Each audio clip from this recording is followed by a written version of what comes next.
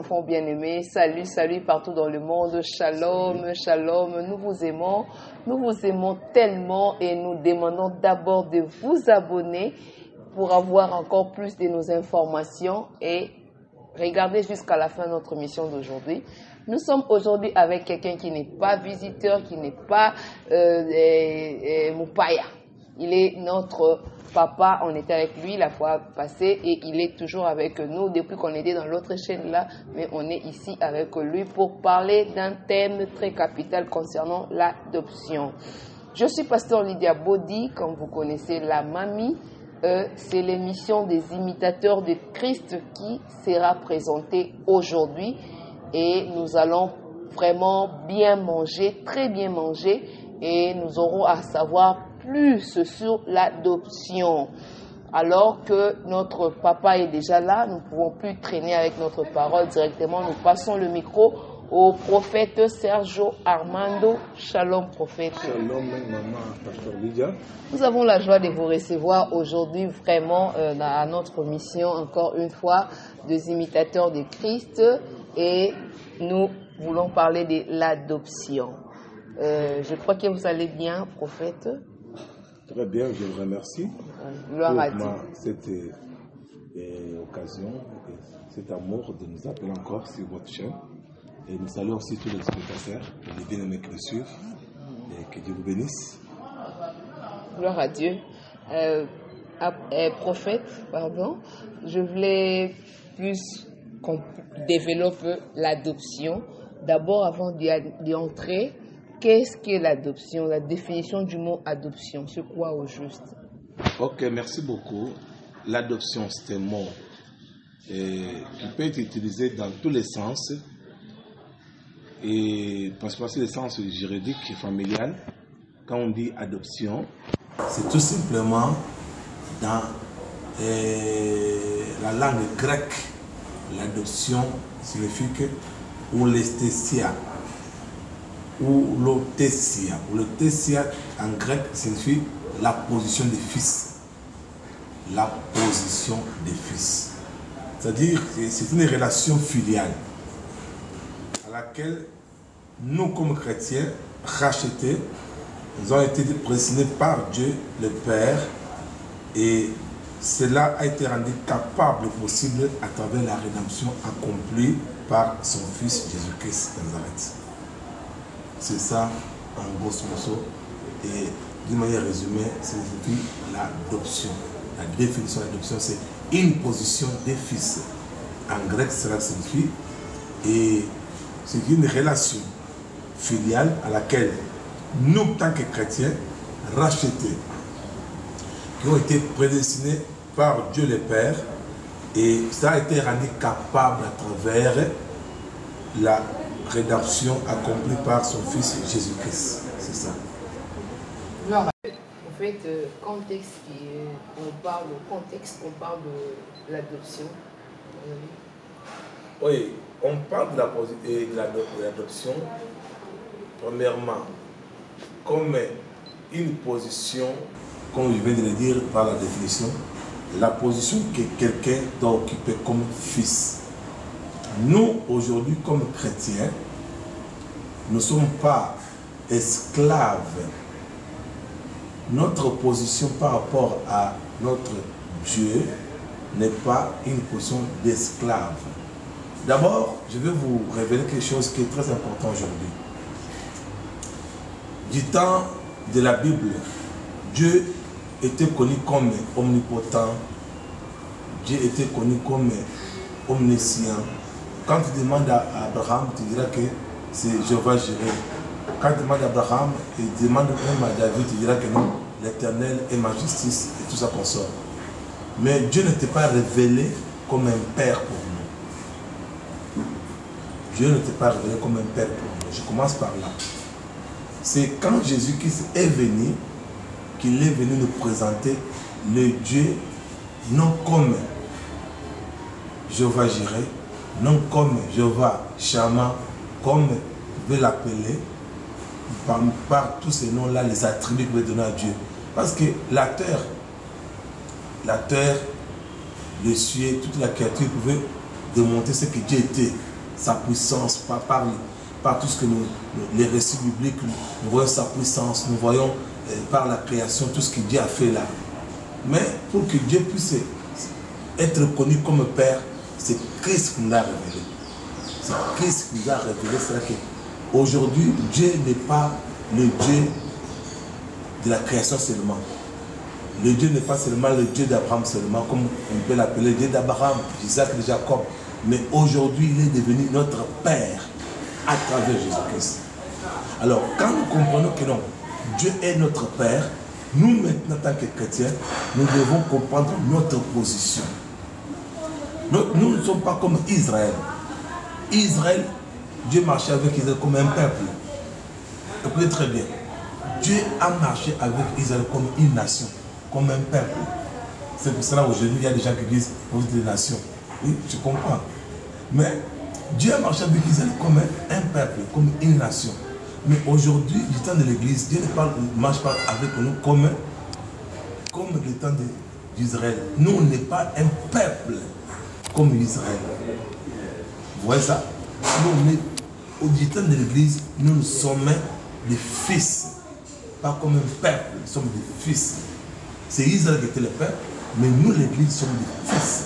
C'est ça la position que nous avons aujourd'hui. Parce que quand nous disons par la définition que non, l'adoption, c'est la position des fils, nous devons maintenant définir cela. Comment, comme vous venez de le dire, comment est-ce que nous pouvons dire que non, on est fils adopté? La position, comment la position a commencé? C'est par cela que je viens d'expliquer que, en fait, que tous ceux qui nous suivent comprennent que on est fils aujourd'hui, comme position occupée, et on peut aussi appeler Père, Dieu, notre Père. Comme Jésus-Christ, il peut aussi dire que Dieu est son Père. Vous voyez ça?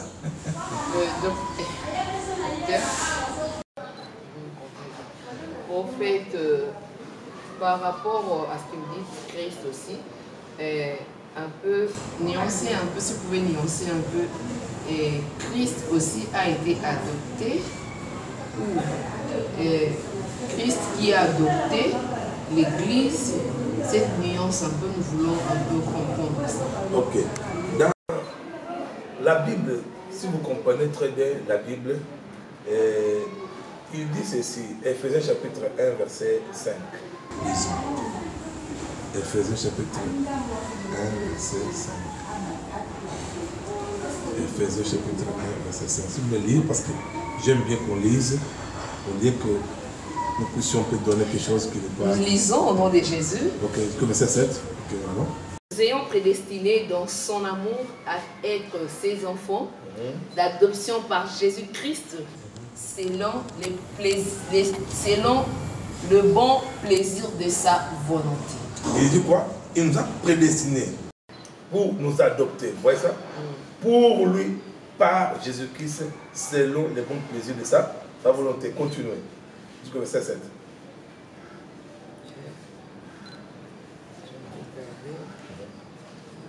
À la louange de la gloire de sa grâce, dans laquelle il nous a rendus agréables dans les bien-aimés, en qui nous avons la rédemption par son sang, la rémission des fautes ou des péchés selon les richesses de sa grâce. Vous comprenez ce qu'il dit?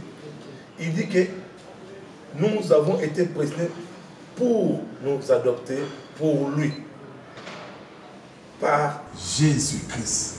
C'est Dieu qui nous a prédestinés. Vous voyez ça? Pour nous adopter, c'est nous qui avons été adoptés. Comment? Par Jésus-Christ, selon les bons plaisirs de sa volonté. Ce n'était pas la volonté humaine.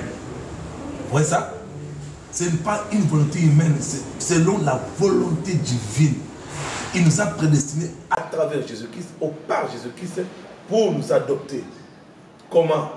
Il dit que par à la louange de la gloire de sa grâce, dans laquelle il nous a rendus agréables dans les bien-aimés. C'est que c'est en Jésus-Christ que nous sommes devenus agréables à Dieu.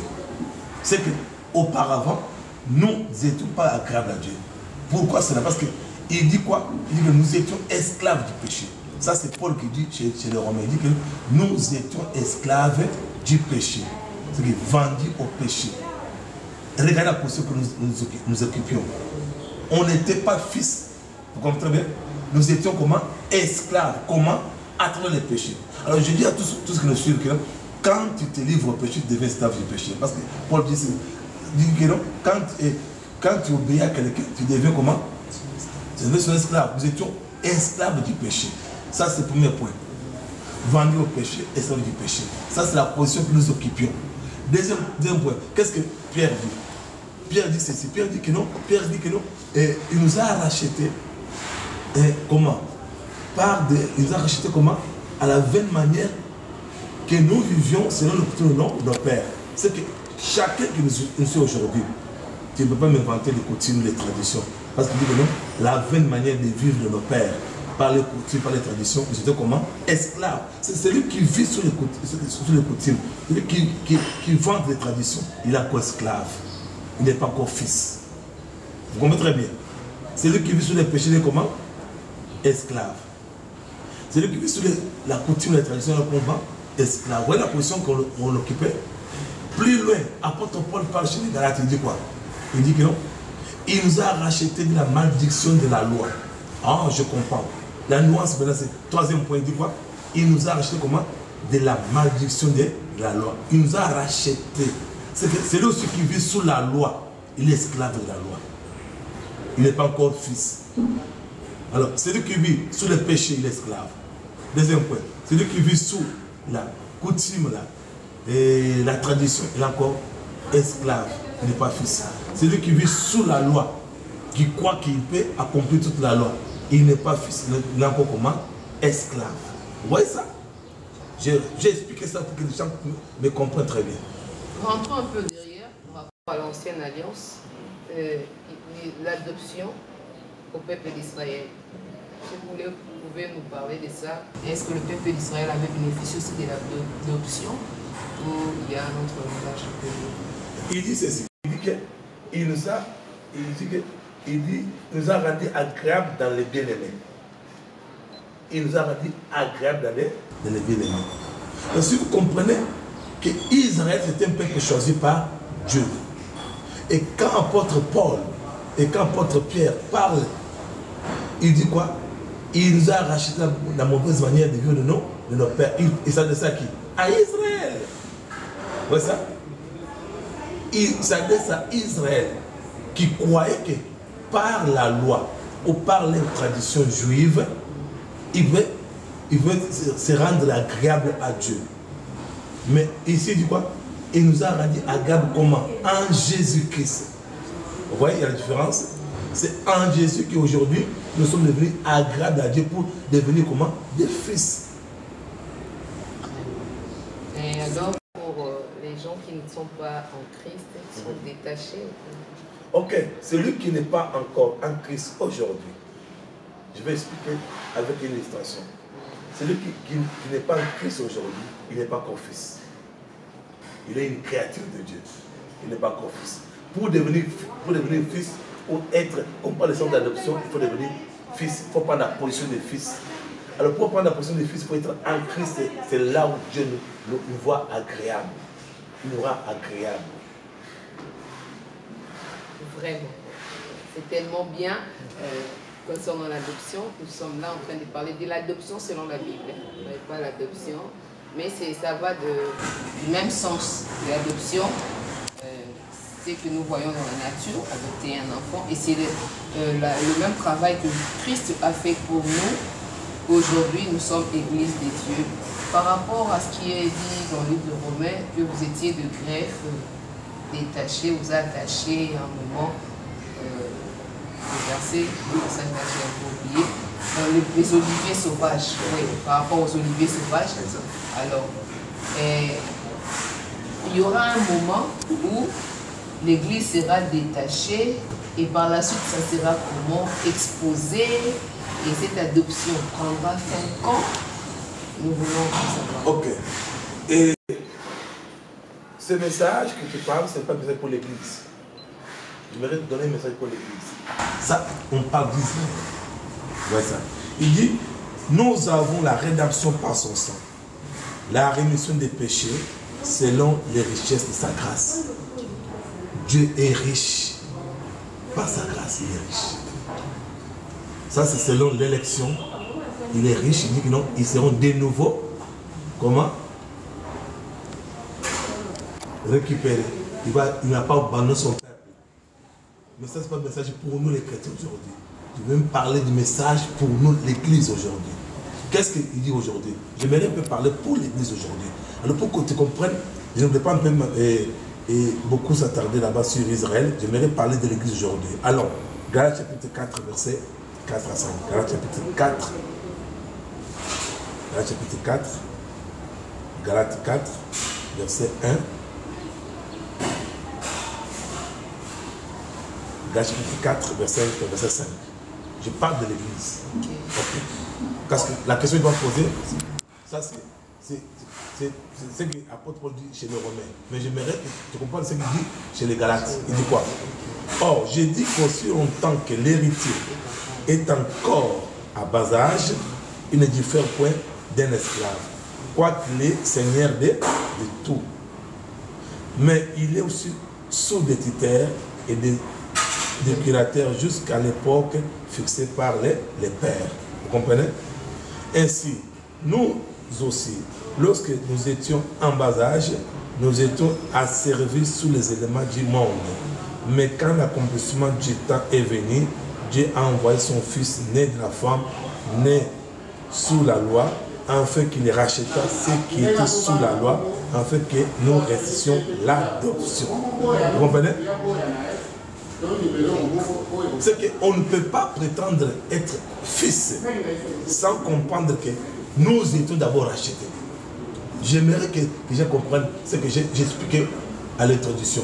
J'ai défini ce que c'est l'adoption. J'ai démontré que d'abord notre position était comment? Esclave du péché, esclave de la loi, esclave de la main, esclave des coutumes, des traditions, la bonne manière de vivre nos parents. Nous étions esclaves de tous ces éléments-là. Maintenant, apôtre Paul, quand il écrit chez les Galates, il nous fait voir deux types de chrétiens. Il dit quoi? Quand quelqu'un est encore à bas âge ou un enfant, il est comment? Esclave. C'est qu'il y a des chrétiens qui ne sont pas encore mûrs. Très bien. Et ça, les chrétiens ont une qualité. Apôtre Paul dit, chrétien, fils. Mais différent esclave. Tu comprends maintenant? Je suis en train de différencier cela. Et ça, chrétien, vous voyez ça? Qui prétend être fils. Mais il vit comment? Il a encore sous tutelle, il a encore sa maturité. Il n'a pas encore reçu la révélation de Christ pour lui. Mais le fils, il n'a pas encore reçu la connaissance. Vous voyez ça? Sa maturité. Il n'est plus sans connaissance, sans révélation de Christ au Lima. C'est que vous êtes différents d'un esclave. Mais tu es chrétien. Vous voyez la différence ici? Maintenant, qu'est-ce qu'apôtre Paul dit chez les Galates? Il dit, mais il est encore sous tutelle. Ainsi, nous, lorsque nous étions en bas âge, nous étions asservis sur les éléments du monde. Quoi? Tous les éléments du monde. Nous étions comment? Esclaves de cela. Mais quand l'accomplissement du temps est venu, voyez maintenant, il fixe les choses maintenant. Par rapport à Israël et par rapport à nous aujourd'hui. Mais quand à l'accomplissement du temps est venu, wow, Dieu a envoyé son fils né de la femme, né sous la loi, afin qu'il racheta ceux qui étaient sous la loi. Vous voyez? Ils ont été comment? Sous la loi. Maintenant, quand Jésus-Christ est venu, c'était pour les racheter. Vous voyez ça? Pour les racheter de la loi. Pour ne pas être comme un peuple, mais pour devenir comment? Des fils. Mais ils ont refusé. Ils ont refusé. Vous voyez ça? Maintenant, afin que nous réceptions comment? L'adoption. Est-ce qu'Israël a accepté cela pour recevoir l'adoption? Non. Vous voyez cela? Ils n'ont pas accepté cela. Parce qu'ils devaient accepter que Christ était venu sous la loi, né d'une femme, né sous la loi. Pourquoi? Pour acheter tout ce qui était sous la loi, afin qu'ils puissent recevoir comment? Recevoir l'adoption. Okay. Israël a cherché par la loi, il ne l'a pas trouvé, mais nous l'avons reçu. Vous voyez ça? Maintenant, sous la loi, ils étaient encore esclaves de la loi. Nous qui n'étaient pas sous la loi, mais qui ont été racheté par le péché. Vous voyez ça? Il nous a racheté du péché pour faire de nous comment? Des fils. Et il dit maintenant quoi? Nous qui l'avons reçu l'adoption. C'est que nous aujourd'hui, nous sommes fils parce que nous avons reçu Christ dans notre vie comme Seigneur. C'est qu'Israël n'a pas fait. Vous voyez la différence? C'est qu'Israël n'a pas fait. Il dit quoi? Il nous a racheté de ce qui était, nous, afin qu'il racheta ce qui était sous la loi, afin que nous ressuscions l'adoption. Afin que nous ressuscions comment? L'adoption. Je répète, il nous a racheté la loi pour que nous ressuscions quoi? L'adoption. C'est que la rédemption se reçoit. Mais Israël n'a pas reçu. Israël voulait par ses œuvres.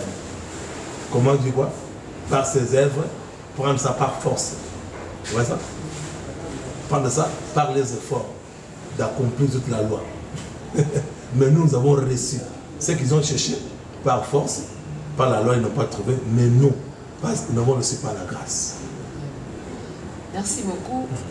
Prophète, par rapport au livre de Romains 8, 23, la Bible dit, et ce n'est pas tel seulement, nous aussi, qui avons les prémices de l'esprit, nous aussi, nous soupirons en nous-mêmes en attendant l'adoption, la rédemption de notre corps. Ces passages nous semblent un peu, pas du tout compliqués, mais nous voulons être plus, très éclaircis par rapport à ça. Donc, en attendant, surtout la dernière partie, Combien? 8, 23. Ok, je vais demander lui pour verset 15. Alors.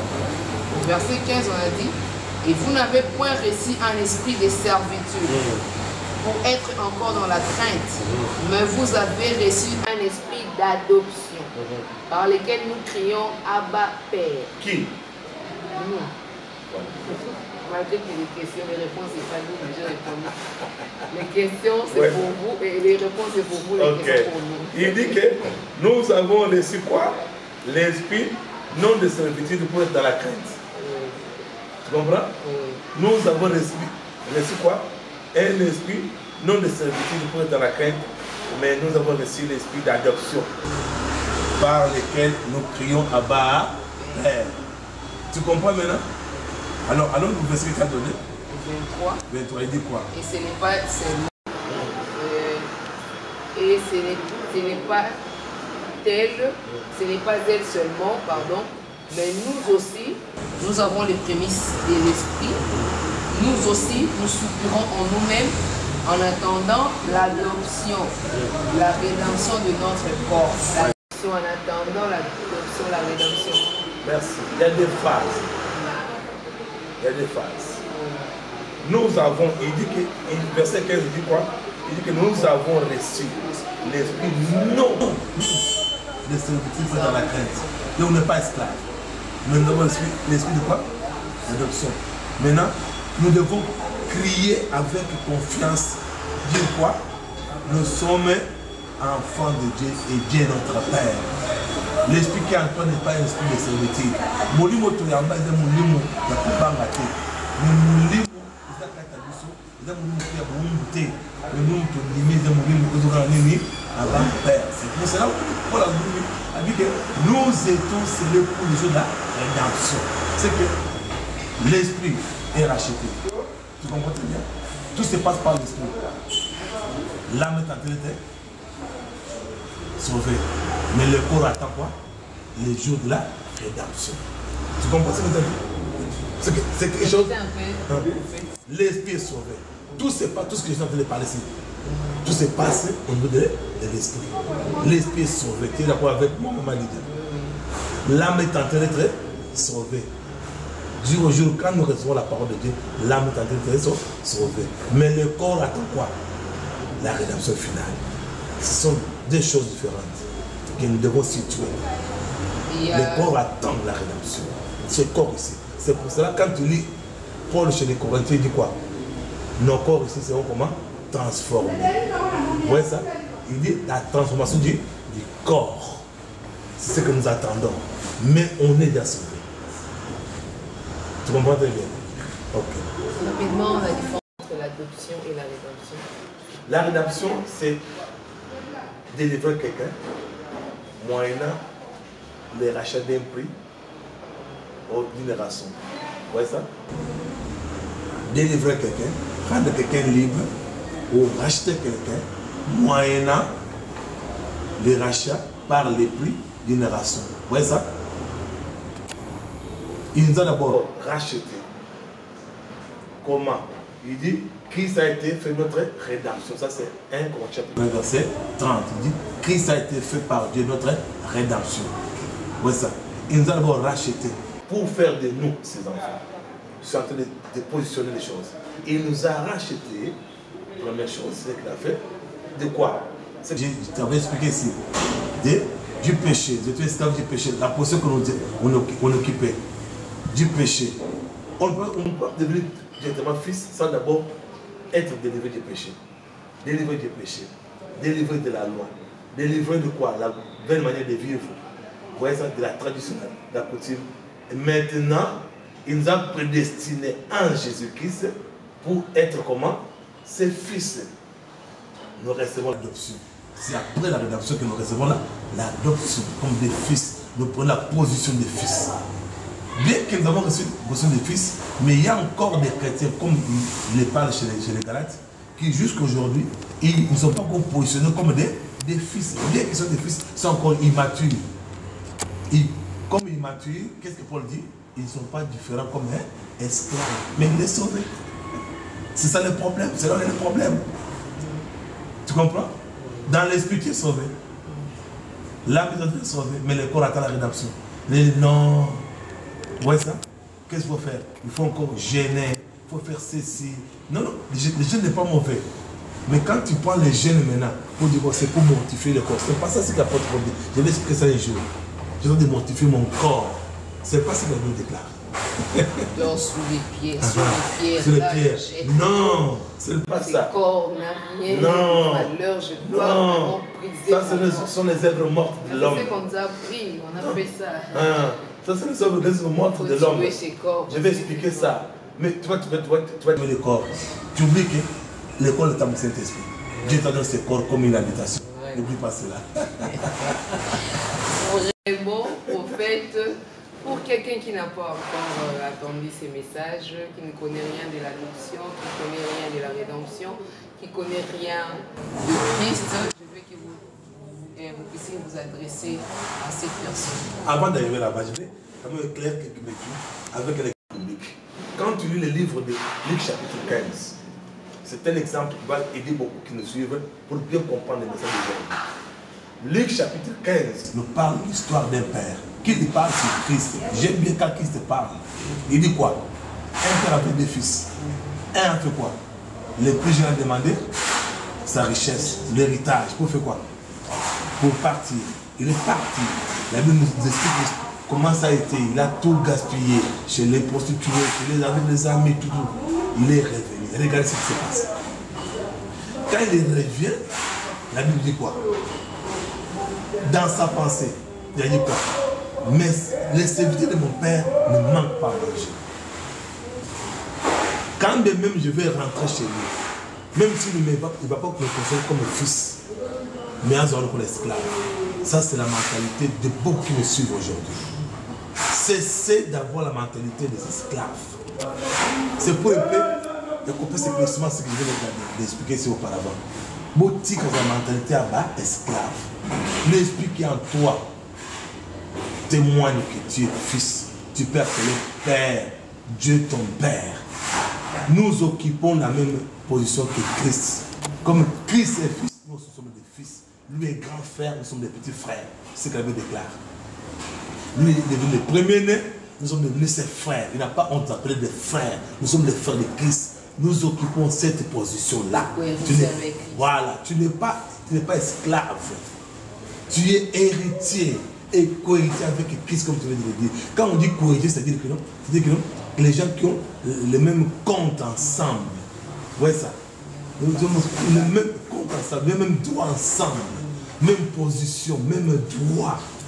La même position Christ occupe, c'est la même position que nous occupons. Le même droit que Christ a auprès du Père, c'est le même droit que nous avons aussi aujourd'hui. Voilà, quand l'enfant rentre, qu'est-ce qu'il dit? Il va commencer à expliquer. Il explique, non, voilà. Dès lors, il dit, même si, à ce moment-là, moi, nous sommes esclaves. Et regardez ce qui se passe. Qu'est-ce qui compte? Parce que celui qui connaît le cœur du Père, c'est Christ. Il dit ceci.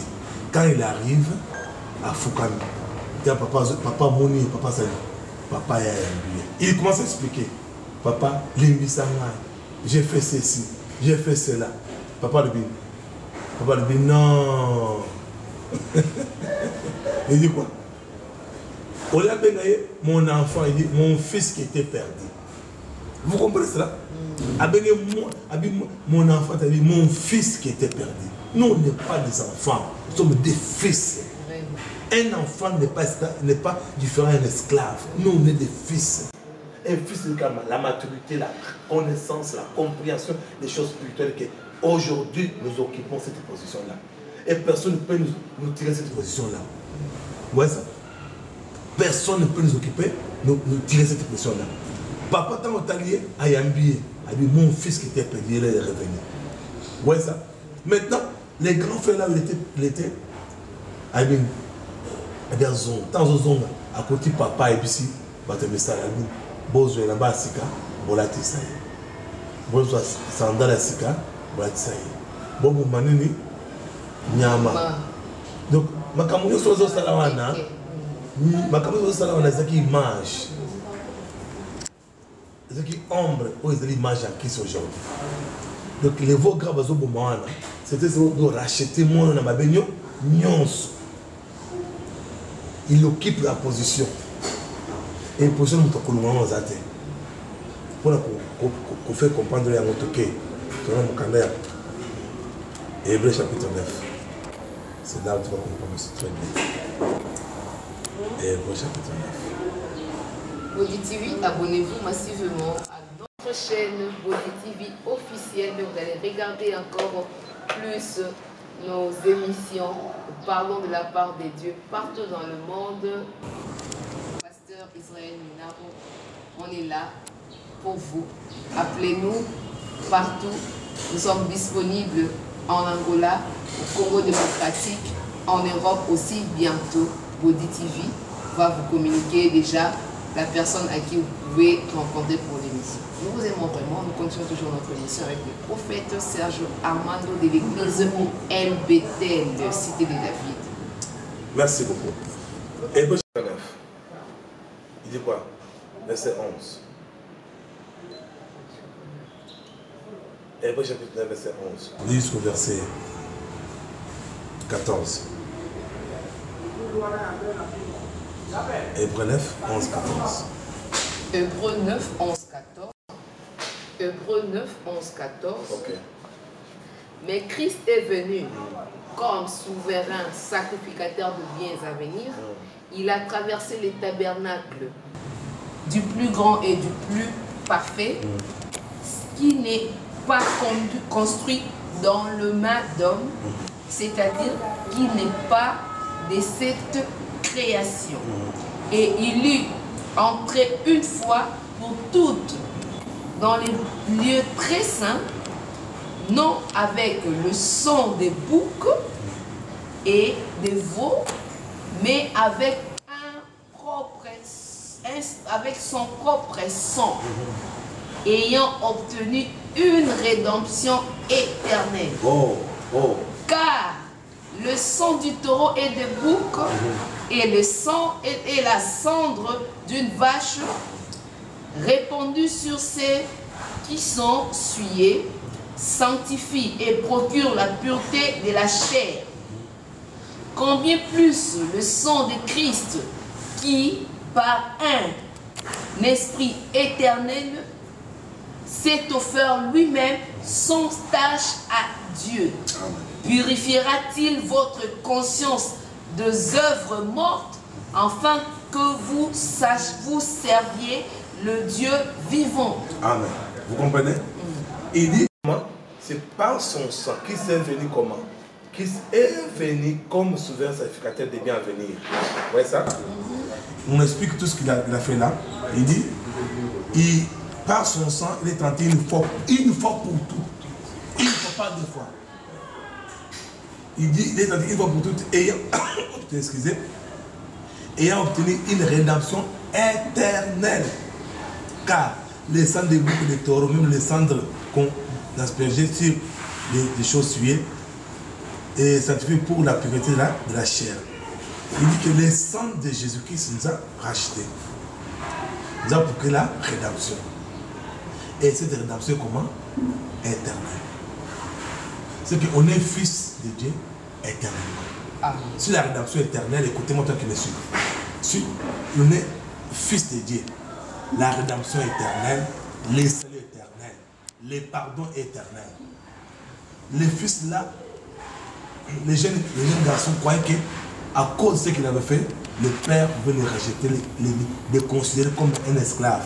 Mais le père lui a dit, mon fils qui t'est perdu. Maintenant, quand son grand frère revient, qu'est-ce qu'il dit? À côté, avec une il y a une musique qui fête. Il dit, qu'est-ce qui ne va pas? Il dit, c'est qui n'a pas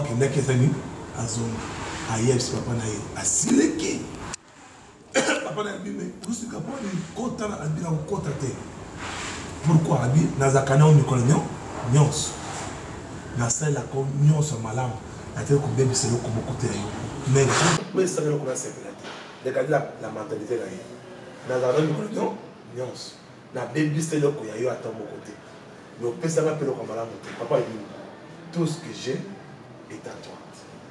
Tu comprends très bien? Nazana mikolo nyonso na bebiselo ko bokote c'est mentalité va te bénir. Nazana ensemble nasala ko mama bete ya nzambe alengi ngai ya nzambe les assurés c'est ça. La rédemption éternelle, les pardons éternels, les saluts éternels. Tu es fils de Dieu pour toujours. C'est que l'adoption, c'est une position qui nous met dans la place de Dieu pour toujours. C'est ça le message pour ceux qui me suivent. Alors si vous allez dans nos oppositions à la terre, le fils, moment me peut s'aimer au fond de mon thème, c'est seulement en croyant du cœur et en confessant de la bouche des choses que tu peux se positionner à être fils. Deuxième chose, il y a aux amants ensemble, aucun message pour eux. Mais jusqu'alors, vous avez la mentalité à fils aîné. Il y a que non, la salle à Kanzan, la tika au salaire à maman bêté. Tu oublies que non, tu es là, mais l'héritage, vous allez vivre la montée. Bien que tout est à toi, tu n'es pas différent d'un esclave. Mais je te dis que non, l'esprit qui est en toi, l'esprit d'adoption qui est en toi, crie Abba, Père. C'est-à-dire que tu es fils, non seulement fils, tu es aussi héritier de tout ce que Dieu a pour toi. C'est pour cela que je peux me dire que vous avez vu que l'esclave changer mentalité. Comme mentalité à fils aimé, changer conception de Zambé. Dieu n'est pas seulement un Dieu comme tu le connais, mais il est Père pour toi. Et comme il est Père pour toi, tu es fils pour lui. Comme tu es fils, tu es héritier. Tu n'es pas esclave devant Dieu. C'est ça le message d'aujourd'hui que mon Dieu bénisse. Gloire à Dieu. Nous sommes pratiquement à la fin, vraiment. Le Seigneur a été avec nous parce qu'il est là où 2 ou 3 se réunissent au nom de Jésus. Il est là au milieu de nous. Merci à vous qui nous avez suivis. Regardez ce message jusqu'à la fin, serez bénis. Prochainement, nous aurons encore le prophète Serge avec un autre thème ici à notre plateau du Body TV officiel. Sans plus tarder, déjà abonnez-vous massivement. Bénissez-nous par vos clics juste là où on a écrit abonner et regardez aussi jusqu'à la fin, c'est vos offrandes que vous nous offrez et c'est pour contribuer à l'œuvre de Dieu. C'était Pasteur Lydia Body qui vous a vraiment présenté cette émission et aujourd'hui nous avons reçu le prophète Sergio Armando de l'église El Bethel de Luanda et en image, en réalisation c'est Noé Alberto, qui est notre fils de la maison. Que Dieu vous bénisse. À la prochaine occasion.